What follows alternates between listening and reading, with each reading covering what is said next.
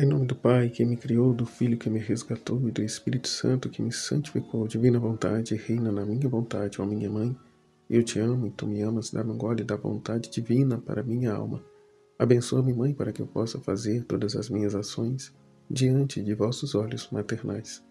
Eu não sou nada, Deus é tudo, Pai, eu te amo. Minha Mãe, fecha a divina vontade em minha alma para que ela possa tomar o primeiro lugar e formar seu trono, sua morada. Amém, Fiat. Dando continuidade à leitura do livro do céu, da Desacerva de Deus Luiz Picarreta, referente ao estudo 7, da Escola da Divina Vontade. Seja muito bem-vindo a todos. Volume 12, trecho 9, 12 de maio de 1917. Quem duvida do amor de Jesus o entristece. Não havendo vindo, meu sempre amável Jesus, e estando muito afligida, enquanto rezava, um pensamento voou em minha mente. A ti não veio jamais o pensamento de que te poderias perder. A ti não veio jamais o pensamento de que te poderias perder? Verdadeiramente, jamais penso nisto. E fiquei um pouco surpreendida, mas o bom Jesus, que me vigia em tudo, logo se moveu em meu interior e me disse: minha filha, estas são verdadeiras estranhezas e que afligem muito a meu amor. Se uma filha diz a seu pai: não sou sua filha, não me dará parte de sua herança. Não me quer me dar o alimento, não quer me ter em sua casa. E se aflige e por isso se lamenta. O que diria o pobre pai? Estranha, esta filha é louca, e com todo o amor lhe diria: então me diga, se não é minha filha, de quem é filha? E você vive sob o meu teto, come na mesma mesa, te visto com as moedas ganhas com meus suores. Se está doente, te assisto e procuro os meios para te curar. Por que duvida então que é minha filha? Com mais razão eu diria a quem duvida de meu amor e temia perder-se: como? Dou-te a minha carne por alimento, vives em tudo que é meu. Se estás doente, curo-te com os sacramentos. Se estás manchada, te lavo com o meu sangue. Posso dizer que estou quase à tua disposição e tu duvidas? Quer me entristecer? Ou me diga então, você ama a algum outro? Reconhece a outro ser por pai? Quem diz que não é minha filha? Mas se nada disto existe, por que queres afligir-te e entristecer-me? Não basta as amarguras que me dão os demais? Queres também tu pôr penas no meu coração?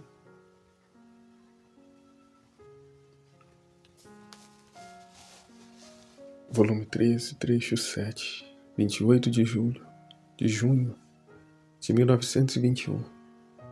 As almas que vivem no querer divino, o que faz Deus fazem elas. O verdadeiro reinar é não estar incluído de nenhuma coisa criada por Deus. O verdadeiro reinar é não estar excluído de nenhuma coisa criada por Deus. Estava me colocando todo no divino querer, e meu doce Jesus me disse: minha filha, as almas que vivem em meu querer são o reflexo de todos e de tudo. E como refletem em tudo, por consequência recebem o reflexo de todos. E como minha vontade é vida de tudo, elas em meu querer correm e dão vida a tudo. Assim que também as coisas inanimadas e os vegetais recebem seus reflexos e elas recebem o reflexo de tudo o criado, harmonizam no meu querer com todas as coisas criadas por mim. No meu querer dão a todos, são amigos e irmãs com todos, e recebem amor e glória de todos. Meu querer as torna inseparáveis, e por isso o que faço eu o fazem elas. Meu querer não sabe fazer coisas diferentes de mim. O reino de minha vontade é reinar, por isso todas elas são rainhas. Mas o verdadeiro reinar é não estar excluído de nenhuma coisa criada por mim. Tudo que é seu é meu. Portanto, tudo que te pertence a mim pertence. Assim sendo, eu tomo tudo e todos e dou-te a ti, para maior glória, para a vossa maior glória, em agradecimento, em gratidão, em satisfação, em contentamento, para a maior glória de Deus e para o bem de todos, de todas as almas. Assim sendo que de fato, não há mais inveja, não há mais ciúmes, não há mais possessão, não há mais pecado, porque o que é de Deus é meu, e sendo de Deus e me pertencendo, eu não vou usufruir para o meu bel prazer, mas apenas para a maior glória de Deus. Assim sendo, para reparar a Deus, assim sendo, para promover a glória de Deus, tudo ser em direção para Ele, nele, com Ele. Como disse aí, não há mais pecado, é varrido da face da terra o pecado quando entendemos isso. Que tudo é por Ele, para Ele, com Ele e nele. Eu já não vivo, mas é Cristo quem vive em mim. Volume 14, trecho 7, 26 de fevereiro de 1922. Jesus nos cobriu de beleza na redenção. Jesus nos cobriu de beleza na redenção.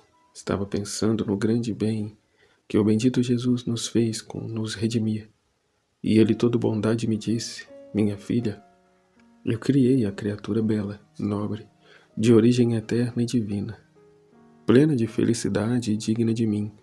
O pecado a derrubou desta altura e a fez cair até o fundo. Tirou-lhe a nobreza e a deformou e a tornou a criatura mais infeliz, sem poder crescer porque o pecado o impedia de crescer e a cobria de chagas, que só de vê-la era horror. Agora minha redenção resgatou a criatura da culpa, e minha humanidade não fez outra coisa que, como uma terna mãe com o seu recém-nascido, que não podendo tomar outro alimento, para dar a vida a seu bebê, se abre o seio e põe a seu peito a sua criança, e do seu sangue transformado em leite fornece-lhe o alimento para lhe dar a vida. Mais do que mãe minha, humanidade se fez abrir em si mesma, a golpes de chicote, tantos orifícios, quase como tantos seios, que faziam sair rios de sangue para fazer que meus filhos, colocando-se a eles, pudessem chupar o alimento para receber a vida e desenvolver seu crescimento, e com as minhas chagas cobriam a sua deformidade, tornando-os mais belos do que no princípio. E se os criei, fiz-lhes céus altíssimos e nobres. Na redenção os adornei, riscando-os com as estrelas brilhantíssimas de minhas chagas, para cobrir sua ferida e torná-los mais belos. Em suas chagas e deformidade, eu punha os diamantes, as pérolas, os brilhantes de minhas penas, para esconder todos os seus males e vesti-los com tal magnificência de superar o estado de sua origem. Por isso, com razão, a Igreja diz: feliz culpa, porque pela culpa veio a redenção. Em minha humanidade, não só os alimentos com o seu sangue, né? Não só os alimentou com o seu sangue, não só os vestiu com sua mesma pessoa e os adornou com sua mesma beleza, senão que meus seios estão sempre cheios para alimentar a meus filhos. Qual não será a condenação daqueles que não me querem, daqueles que não querem se apegar a elas para receber a vida e crescer, para sempre cobertos em sua deformidade?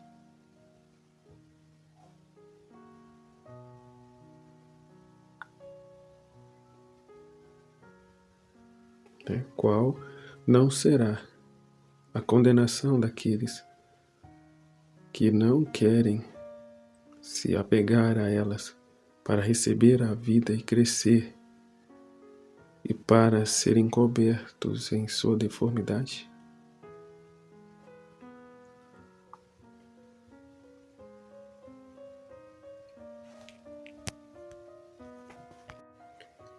Vai dizer feliz culpa, porque pela culpa veio a redenção. E minha humanidade não só os alimentou com seu sangue, não só os vestiu com sua mesma pessoa e os adornou com sua mesma beleza, senão que meus seios estão sempre cheios para alimentar a meus filhos. Qual não será a condenação daqueles que não querem se apegar a elas para receber a vida e crescer, e para serem cobertos em sua deformidade? É muito sério. Muito sério, porque muitos não querem saber, não correspondem, não tá nem aí. Qual não será a condenação daqueles que não querem se apegar a elas para receber a vida e crescer, para serem cobertos em sua deformidade? Ficarão eles, na sua deformidade, nas suas misérias. Não porque Deus não quis, mas porque eles o rejeitam. Deus não se impõe. Volume 15, trecho 6, 13 de fevereiro de 1923. Sentia-me muito aflita, e meu doce Jesus, fazendo-se ver, me disse: minha filha, coragem, sê-me fiel e atenta, porque a fidelidade e a atenção produzem a igualdade dos humores na alma, e nela formam um só humor, e estabelecendo a perfeita paz, e esta a torna dominadora, de modo que faz o que quer e chega aonde quer. Especialmente para quem vive em meu querer, acontece como ao sol, não se muda jamais. Um é o seu ato, fazer sair de sua esfera luz e calor. Não faz hoje uma coisa e amanhã outra, é sempre fiel e constante em fazer a mesma coisa. Mas enquanto seu ato é um, à medida que este ato desce e toca a superfície da terra, quantos atos diversos não acontecem? Quase inumeráveis. Se encontra a flor, fechada, com o beijo de sua luz, e com o calor a abre. Dá-lhe a cor e o perfume. Se encontra o fruto imaturo, o amadurecer e lhe dá a doçura. Se encontra os campos verdes, os torna dourados. Se encontra o ar sujo, com o belo beijo da luz, o purifica. Em suma, todas as coisas dá o que é necessário para a sua sobrevivência nesta terra e para poder produzir a utilidade que as coisas contêm, como está estabelecido por Deus. Assim, o sol, com sua fidelidade com fazer sempre a mesma coisa, é o cumprimento da vontade divina sobre todas as coisas criadas. Se o sol não fosse sempre igual em dar sua luz, quantas oscilações, quantas desordens havia sobre a terra, e o homem não poderia fazer nenhum cálculo, nem sobre seus campos, nem sobre suas plantas, e diria: se o sol não me manda sua luz e seu calor, não sei quando devo colher, nem quando amadurecerão os frutos. Assim acontece para a alma fiel e atenta. Em minha vontade, é seu ato, mas os efeitos são inumeráveis. Em troca, se é inconstante e desatenta, nem ela nem eu podemos fazer nenhum cálculo, nem fixar o bem que pode produzir. Não pode, né? Porque não está fixo, não está inconstante, não tem um segmento. Então não tem como estipular o prazo, o tempo, quando se dará isso. Em troca, se é inconstante e desatenta, nem ela nem eu podemos fazer nenhum cálculo, porque hoje faz, amanhã não faz. Pode ser que amanhã também não faz e vai fazer alguma coisinha só na outra semana. Então não tem como. Não tem como, foi como foi dado o exemplo anterior. Se o sol não é fiel, não cumpre o seu papel.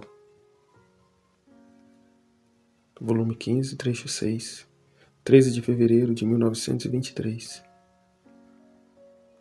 O bem que leva ao ser fiel e atento.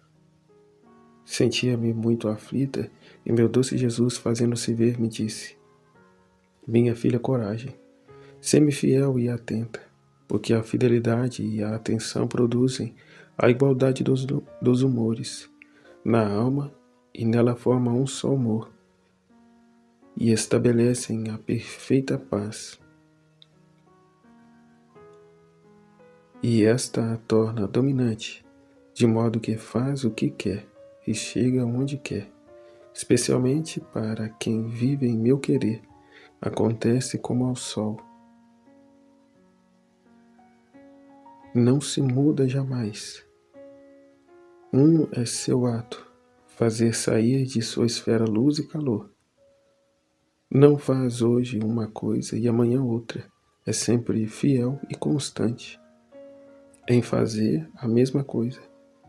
Mas enquanto seu ato é à medida que este ato desce e toca a superfície da terra, quantos atos diversos não acontecem? Quase inumeráveis. Se encontra a flor fechada, o beijo de sua luz, e com um calor a abre. Dá-lhe a cor e o perfume. Se encontra o fruto imaturo, o amadurecer, se lhe dá a doçura. Se encontra os campos verdes, se torna dourados, se encontram nesta terra. E para poder produzir a utilidade que as coisas contêm, como está estabelecido por Deus, assim o sol, com sua finalidade, com o seu fazer sempre a mesma coisa, é o cumprimento da vontade divina sobre todas as coisas criadas. Se o sol não fosse sempre igual em dar a sua luz, quantas oscilações, quantas desordens haveriam sobre a terra? E o homem não poderia fazer nenhum cálculo, senão seus campos, nem sobre suas plantas e diriam, né? Nem sobre seus campos, nem sobre suas plantas, e diria, se o sol não me manda a luz e seu calor, não sei quando devo colher, nem quando amadurecerão os frutos. Assim acontece para a alma fiel e atenta. Em minha vontade, é seu ato, mas os efeitos são inumeráveis. Em troca, se é inconstante e desatenta. Nem ela nem eu podemos fazer nenhum cálculo, nem fixar o bem que pode produzir. Porque não desenvolve, né? Não caminha, não anda, está estagnado, né? Confortável, acomodado. Volume 17, trecho 7, 29 de julho de 1924. Os atos feitos na divina vontade formam um apoio de repouso a Jesus e à alma. Esta manhã, depois de muito esperar, meu sempre amável Jesus se fazia ver em meu interior, cansado e como se quisesse descansar, e estando em mim um certo apoio. Estendia seus braços para abraçar-se a esse apoio e, recarregando sua cabeça, repousava, mas não só repousava ele, mas convidava-me a descansar junto com ele, como se estava bem, apoiada nesse apoio junto com Jesus, para tomar, depois de tantas amarguras, um pouco de repouso. Então me disse, minha filha, quer saber que coisa é este apoio que tanto nos alivia e nos dá repouso?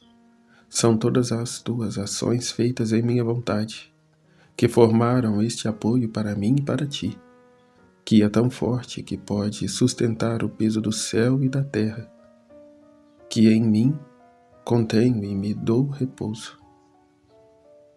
Só minha vontade contém esta força e esta virtude tão grande. Os atos feitos em minha vontade vinculam céu e terra e encerram neles a potência divina para poder sustentar a um Deus. Então, ao ouvir isto, lhe disse, meu amor, porém, com todo este apoio que tu dizes, eu temo que tu me deixas. Interessante porque aqui no primeiro trecho do volume 12, quem duvida do amor de Jesus o entristece. Como ele diz, estas são verdadeiras estranhezas e que afligem muito ao meu coração. Lá ele tem que mostrar para ela, né? Ele pega e mostra para ela o nome dela no céu, no sol, nas estrelas, tudo.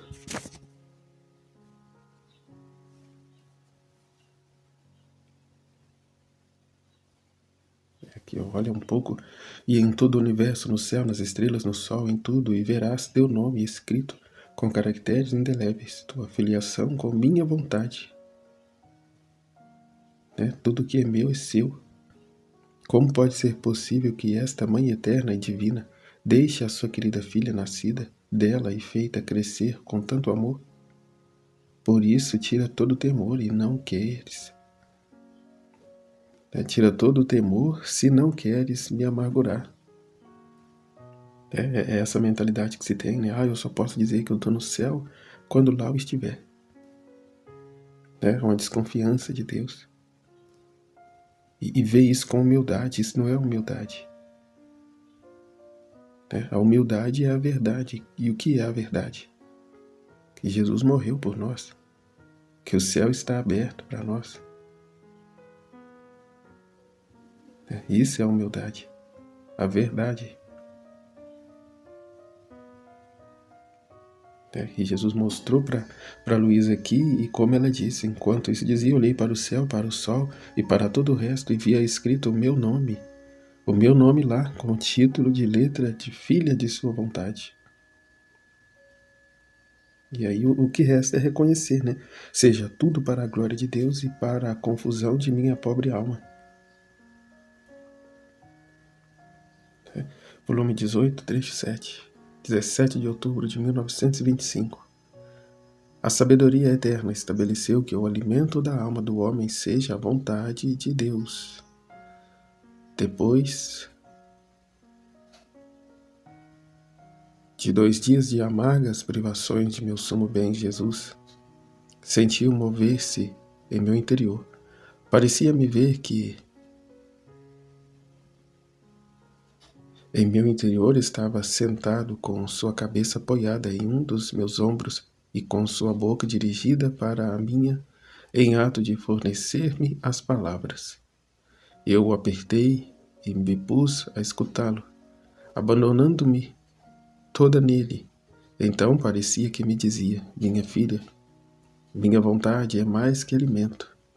O alimento dá força ao corpo, aquece-o, aumenta o sangue, reaviva a inteligência se está debilitada, dá força a todos os membros e empurra a criatura a novas obras e sacrifícios. Em troca, uma que está em jejum, não dando o alimento necessário a seu corpo, é débil, fria, pobre de sangue, a inteligência debilitada, esgotada em todos os seus membros, o que a leva à tristeza e a empurra a não fazer nada, sem vontade de sacrificar-se em nada. Pobrezinha, sente-se faltar a vida em toda sua pessoa. Tão é verdade que quando uma enfermidade é mortal para uma criatura, abandona o alimento, e abandonando o alimento se dispõe à morte. Então, havendo estabilidade, a eterna sabedoria, que também a alma tivesse seu alimento, foi-lhe designado como alimento refinado à vontade suprema. Assim que toma esse alimento é forte no obrar o bem, está como impregnada no amor a Deus. Este alimento aumenta o sangue divino para formar o crescimento da vida de Deus nela, como o sol se reflete em sua inteligência para fazê-la conhecer seu Criador e formar-se à sua semelhança. Põe-lhe a força em toda a alma para pôr em vigor todas as virtudes e empurra a novos trabalhos e a sacrifícios inauditos. O alimento da minha vontade se dá a cada instante, a cada respiro, de noite, de dia, em cada coisa quantas vezes se queira. Não há que temer, como o alimento corporal, que se toma em excesso faz mal e produz enfermidades. Não, quanto mais se toma, mais fortifica e tanto mais eleva a alma à semelhança de seu Criador. Pode-se estar sempre com a boca aberta, em ato de tomar este alimento celestial. Tudo o contrário para quem não toma este alimento da minha vontade. Para quem não o toma de nenhuma maneira, pode-se dizer que se dispõe a morrer eternamente. Para quem se alimenta dele raramente é débil e inconstante no bem, é frio no amor, é pobre de sangue divino, de maneira que cresce como anêmica nele a vida divina. A luz em sua inteligência é tão escassa que pouco ou nada conhece de seu Criador, e não conhecendo sua semelhança está tão distante dele, porque está distante o alimento de sua vontade. Está sem brio no agir o bem, porque não tem alimento suficiente, e agora ele perde a paciência, agora a caridade, agora o desapego de tudo, assim que as pobres virtudes vivem como estranguladas, sem o alimento suficiente da minha vontade. Ah, se pudesse ver uma alma privada deste alimento celestial, seria de chorar. Tantas são as misérias e as sujidades com que está coberta. Porém, é muito mais de compadecer se vê uma criatura em jejum do alimento corporal, porque muitas vezes lhe faltam os meios para comprá-lo. Ao contrário, o alimento de minha vontade se dá gratuitamente. Portanto, quem não o toma merece a condenação. E a condenação se a forma ela mesma, porque rejeita o alimento que lhe dava a vida. né? Que a prioridade não é o alimento material, mas sim dar Deus à criatura. Porque reconhecendo a ordem, adquire a disposição. A ordem, a fé, a disposição, o desejo de trabalhar, né? A vontade de trabalhar e não ficar, né, nas costas do outro, mas buscar viver essa dignidade. Né? Depois disso, eu vi que várias pessoas haviam sofrido conflitos, humilhações e outras coisas, e meu doce Jesus continuou falando: minha filha, assim como quando o corpo contém sangue, mal que infecta, a boa é necessário aplicar lavagens sangrias, punções para tirar o sangue mau. De outra maneira, corre perigo de ficar paralisado por toda a vida. Assim a alma, a qual falta o contínuo alimento de minha vontade, contém tantos humores maus, e é necessário aplicar-lhe lavados de humilhações para fazer sair o humor mau da própria estima, sangrias para fazer sair o humor infectado da vanglória do próprio eu, súbitas punções para fazer sair o sangue mau dos pequenos apegos que se vai formando no próprio coração para as pessoas às quais se aproxima ao fazer o bem. Caso contrário, esses humores cresceriam tanto que infectariam tudo o que fazem, de modo que ficariam paralisados no bem para toda a vida. As punções aproveitam sempre, são as sentinelas do coração, que mantém puro o sangue, isto é, reta a intenção da alma no obrar o bem. Por isso, se todos obrassem o bem para cumprir somente minha vontade, as punções não seriam necessárias, porque ela é salvaguarda de todos os humores maus, assim que as punções são também penas de quem não toma o alimento suficiente de minha vontade. Está sempre indisposta, desanimada, cansada, e imensamente disposta e animada para ocupar-se de outras coisas. Tão necessárias nos são as pulsões, que são as consequências de nossas escolhas erradas, fruto de nossos pecados. 19 de março, trecho 7.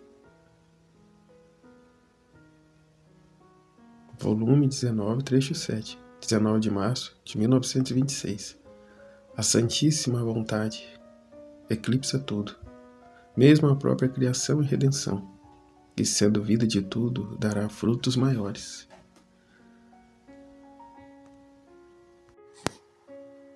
A Santíssima Vontade eclipsa tudo, mesmo a própria criação e redenção, e sendo vida de tudo, dará frutos maiores. Escrevo só para obedecer e cumprir a vontade de Deus. Estava pensando entre mim. Meu sempre amável Jesus me diz tantas vezes que eu devo ser cópia de minha Mãe Celestial. Portanto, abraçar tudo, suprir por todos, para poder conseguir o suspirado Fiat. Assim como a soberana rainha conseguiu o suspirado Redentor, mas como posso fazer? Ela era santa, concebida sem a mancha de origem, mas eu sou uma das mais pequenas e pobres criaturas, concebida como todos os filhos de Adão, com o pecado original, cheia de misérias e fraquezas. Como poderei, então, seguir os voos da soberana Senhora no querer divino para conseguir o tão suspirado Fiat sobre a terra, que meu doce Jesus quer que reine? Agora, enquanto eu pensava isso, meu doce Jesus saiu de dentro de mim e, me apertando forte em seus braços, me disse: minha filha, minha mãe foi concebida sem mancha original para poder conseguir o suspirado Redentor, porque era justo e decoroso que quem devia ser minha mãe nem sequer o germe da culpa teria tido jamais existência nela, e queria ser a mais nobre, a mais santa de todas as criaturas, mas de uma nobreza divina e de uma santidade totalmente similar à do seu Criador. para poder encontrar nela tanta graça e capacidade de poder conceber o Santo dos Santos, o Verbo eterno. Muitas vezes as criaturas fazem algo semelhante a isto, pois se devem conservar coisas preciosas e de grande valor, preparam ricos vasos de um valor equivalente a coisas preciosas que se devem conservar neles. Ao contrário, se são coisas ordinárias e de pouco valor, se preparam vasos de gesso e de pouquíssimo valor. Não se tem o cuidado de os ter à chave como ao recipiente de material riquíssimo, mas tem-nos expostos assim que da preciosidade do vaso e do modo como se tem guardado, pode-se saber que se as coisas que contém são preciosas e de grande valor.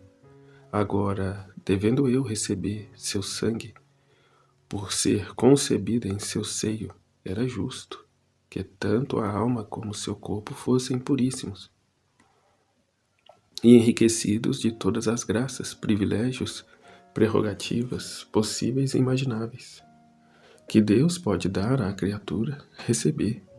Agora, minha filha, se tudo isto foi na minha amada mãe, por que devia fazer descer o suspirado Redentor à terra, também a ti, havendo-te escolhido para o suspirado Fiat, suspirado pelo céu e pela terra, suspirado com tanto amor e ânsias pela mesma divindade, e mais suspirado mais por Deus que pelos homens.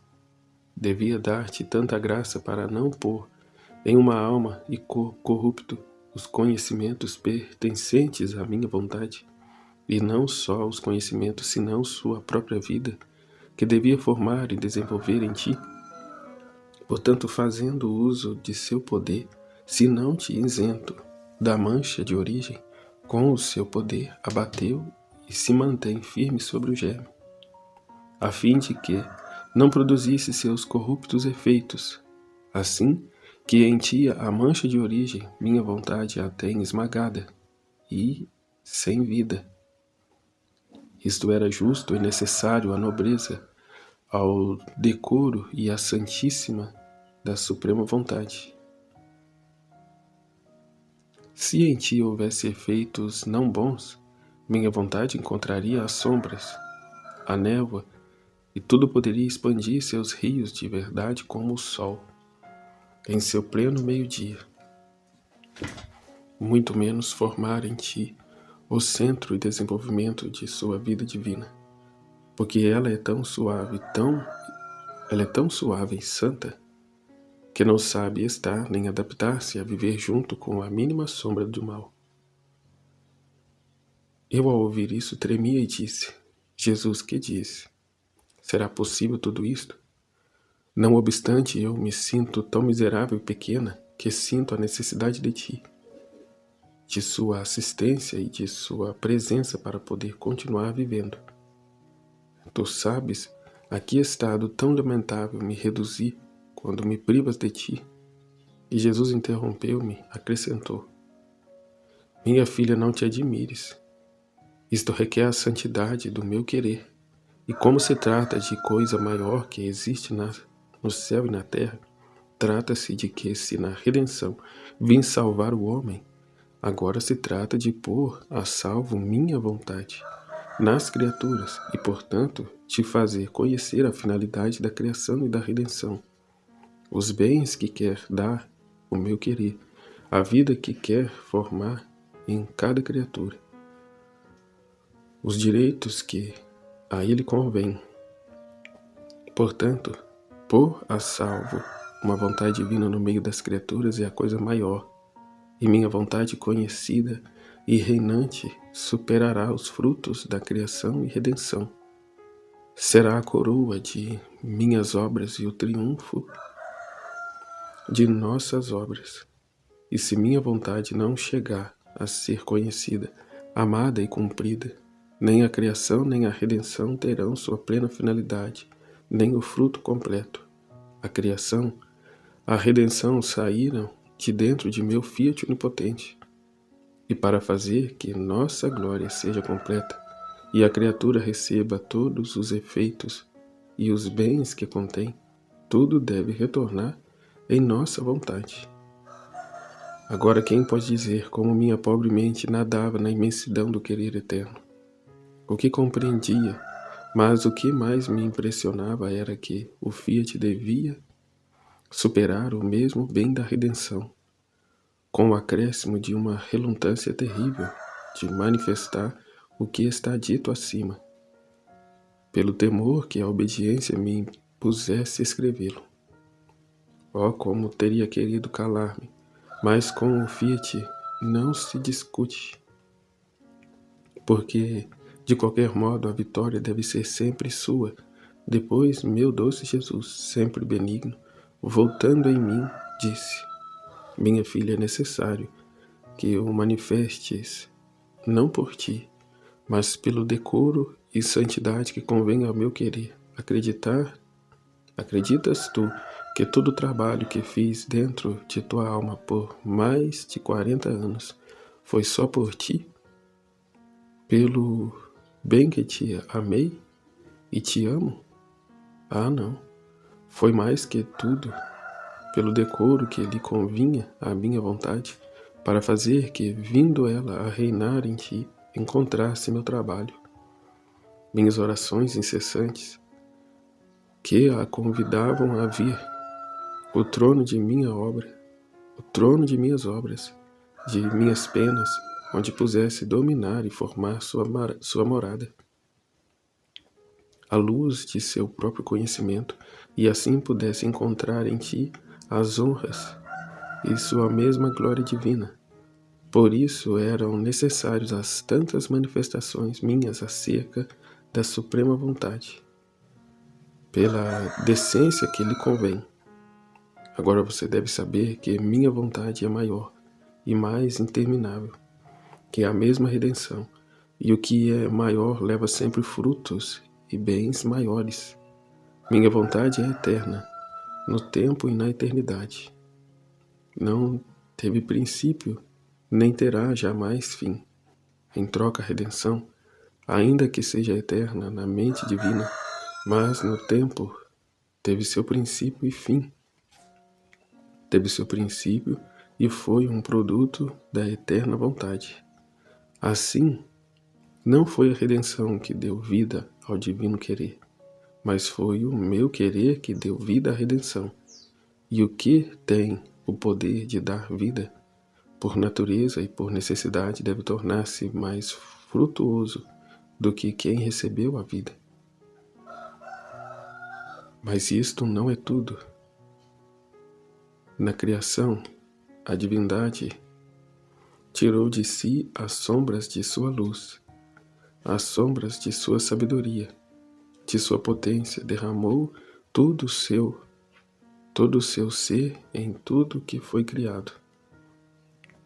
Assim que a beleza, a harmonia, a ordem, o amor, a bondade de Deus que se vê em toda a criação são semelhanças divinas, sombras de majestade suprema. Em troca, minha vontade, não nossa semelhança, nossa sombra, mas que ela saiu fora no campo da criação como vida de todas as coisas criadas, assim que ela é vida, base, sustento, vivificação e conservação de tudo que saiu de nossas mãos criadoras. Por isso, a suprema vontade tudo se deve.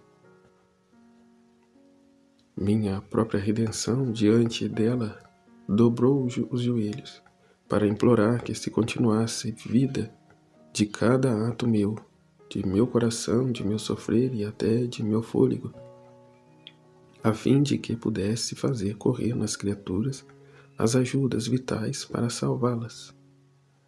A minha redenção pode ser chamada a árvore cuja raiz é a divina vontade. E assim como esta raiz produziu o tronco, os ramos, as folhas, as flores de todos os bens que há na igreja, assim também deve produzir o fruto de vida que contém a raiz desta árvore. E além disso, O cristão saiu de nós como o único fim de que nossa vontade fosse conhecida, amada, mais que a mesma vida, e por isso se constituiu vida de tudo, a fim de que fosse cumprida todas as outras coisas criadas por nós. E até a mesma redenção foram dadas como conjunto para facilitar a nossa finalidade. Portanto, se não obtivermos a nossa primeira finalidade, como podemos obter nossa glória completa? E como a criatura poderia receber o bem estabelecido por nós? Além disso, a criação, a redenção e o fiat voluntas tua, como no céu, assim na terra, simbolizam a Trindade Sacrossanta, na qual as divinas pessoas são inseparáveis entre elas. Assim, também estas são inseparáveis entre elas. Uma dá a mão à outra, uma ajuda a outra, mas o triunfo, a glória, é das três. E como nossa vontade teve seu posto primário em todas nossas obras, por isso a criação e a redenção ficam eclipsadas, e como perdidas na imensidão e interminabilidade da suprema vontade. Interminabilidade da suprema vontade. Ela também envolve e tem as mesmas coisas feitas por nós, como seu trono, onde reina e domina. Portanto, se ela é tudo, por que te maravilhas de que darás frutos maiores que as outras obras nossas? O Filho da Divina Vontade é maior do que Santo Tomás, Santo Agostinho. Está dizendo aqui. Elas assim também, estas são inseparáveis entre elas. Uma dá a mão à outra, uma ajuda a outra, mas o triunfo, a glória, é das três, e como perdidas na imensidão e interminabilidade da suprema vontade. Ela tudo envolve e tem a mesma coisa, as mesmas coisas feitas por nós, como seu trono onde reina e domina. Portanto, se ela é tudo, por que te maravilhas de que darás frutos maiores que as outras obras nossas? E o homem receberá aquela vida que tem e não conhece, a qual a tem como comprimida, afogada, debilitada, e ela geme e suspira porque quer desenvolver sua vida e não lhe é concedida. Por isso, se atenta, porque o conhecimento de minha vontade sacudirá o homem e será como cimento a traça que produziu o pecado original, a árvore das gerações humanas, e assim reforçada a raiz, a criatura poderá fazer viver em si aquela vida que com tanta ingratidão rejeitou.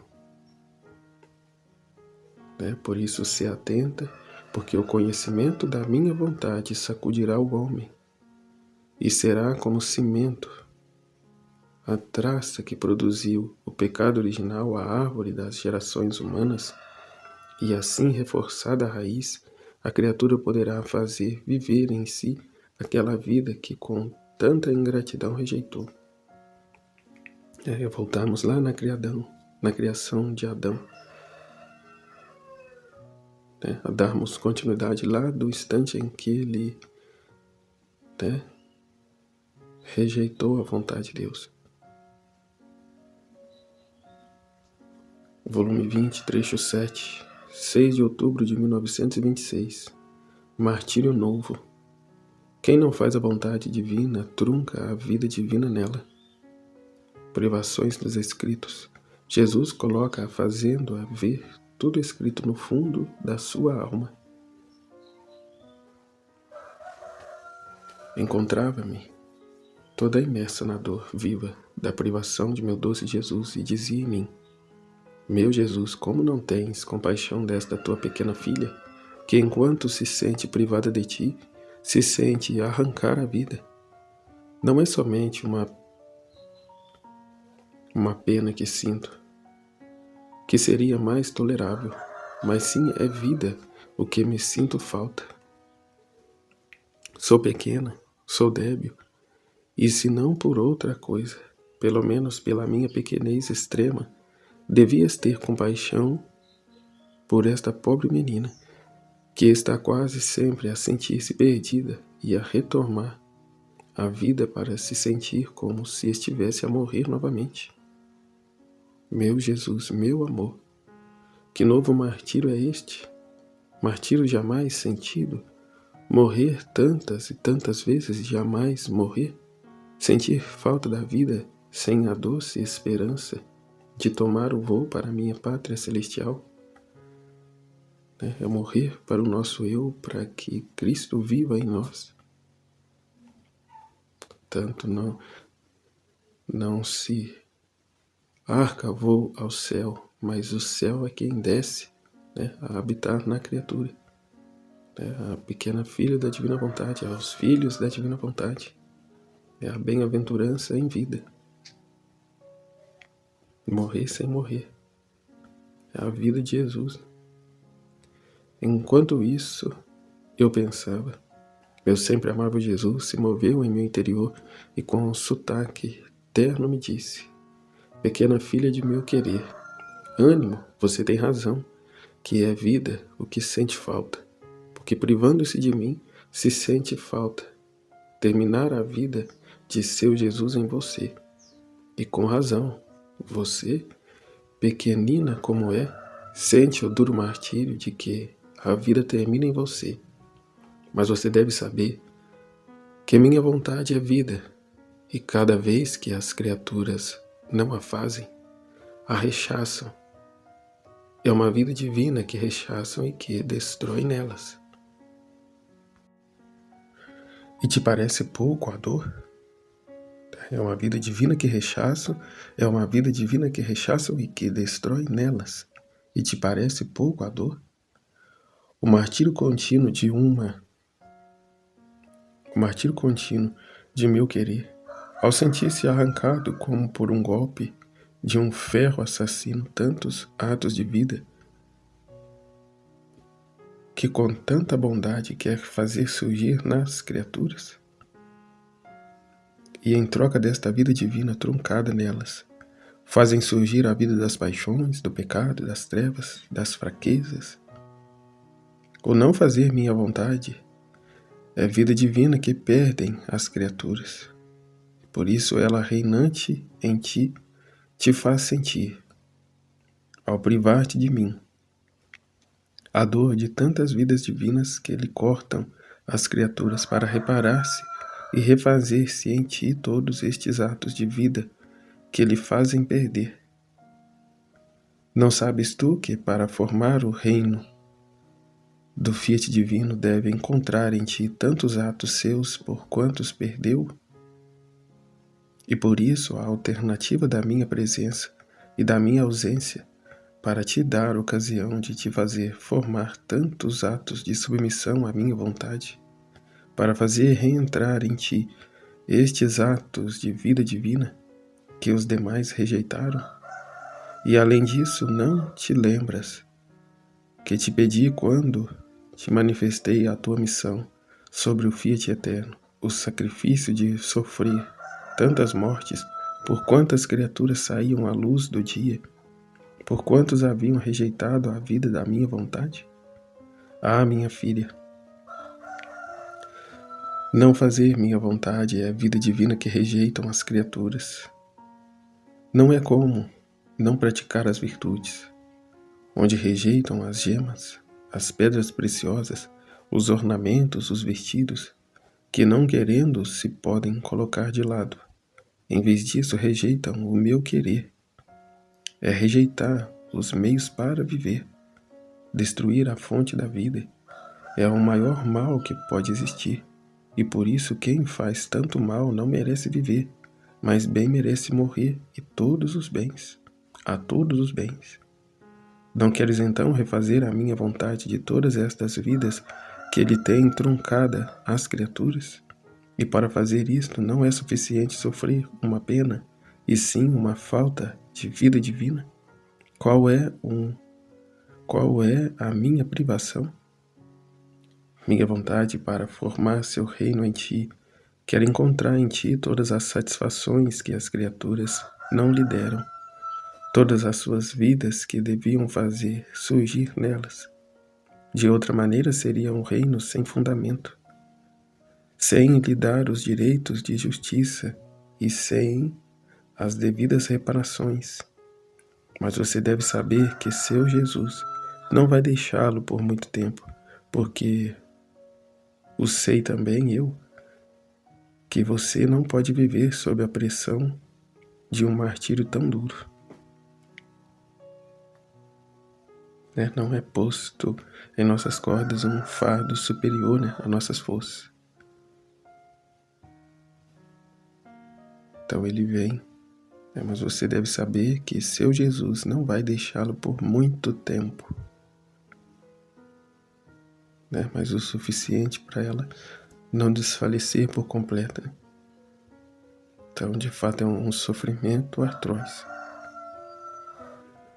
Além disso, eu estava aflita porque, tendo vindo o reverendo padre, que deve ocupar-se da publicação dos escritos sobre a Santíssima Vontade de Deus, quis que lhe entregasse todos os escritos, sem me deixar nem sequer aqueles dos quais ele já tinha as cópias. Então o pensamento de que as coisas mais íntimas entre Jesus e eu estavam fora, e não podiam nem voltar a ver o que Jesus tinha me dito sobre seu santo querer, me atormentava. Jesus, voltando, disse-me: Minha filha, por que tanta aflição? Tu deves saber que o que te fiz escrever no papel, o escrevi antes, se eu mesmo escrevi antes eu mesmo, no fundo de tua alma, e depois te fiz passar ao papel, e mais coisas escritas em ti do que no papel.